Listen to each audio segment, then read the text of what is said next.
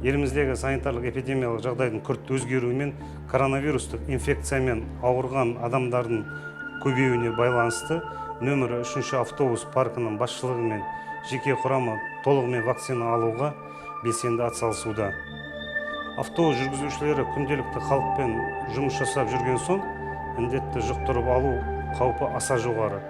Сол себепті бүгінгі таңда автобус паркінің қызметкерлері мен жұмысшылары бірінші компаниятын вакцинаны 100%-ға алды. Екінші компаниятын 25%-ға алды. Вакцина салдырып отқан себебім халықпен тығыз жұмыс істегеннен жұқтыру қаупі өте жоғары болғандықтан салдыруым керек болып тұр. Денсаулыққа өзіміздің,